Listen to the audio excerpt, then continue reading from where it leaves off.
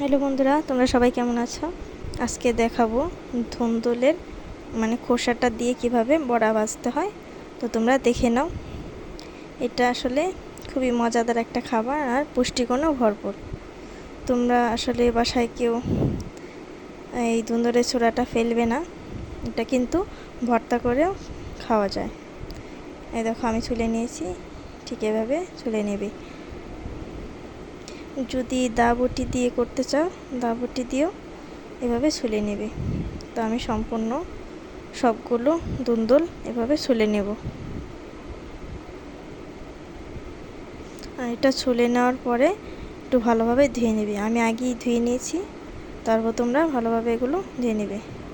দেখো, এগুলো আমি একটু কী করব, ধুয়ে কুচি করে কেটে নেব। এখানে দেখছো যে ধুন্দুলের ছোলাগুলো আমি কুচি করে কেটে নিয়েছি।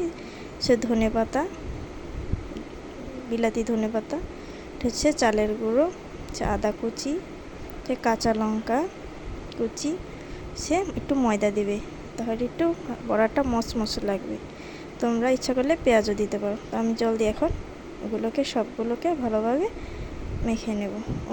একটু লবণ দিয়ে দিব, আর একটু হলুদের গুঁড়ো দিয়ে দিব। তোমরা সামান্য পরিমাণে হলুদ দিয়ে দিবে। এখন সামান্য জল দিয়ে আমি এগুলোকে ভালোভাবে মেখে নেব।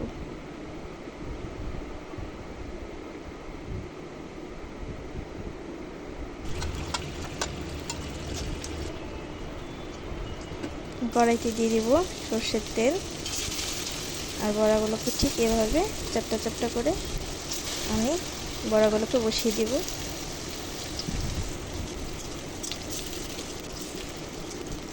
উল্টে দিলাম, একটু লাল লাল করে ভেজে নেবে, তাহলে মচমচ লাগবে।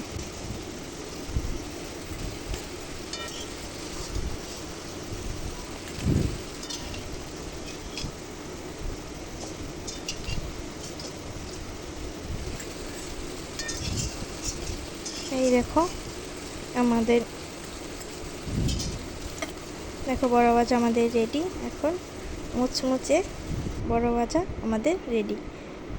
Tata, bye bye. Please subscribe.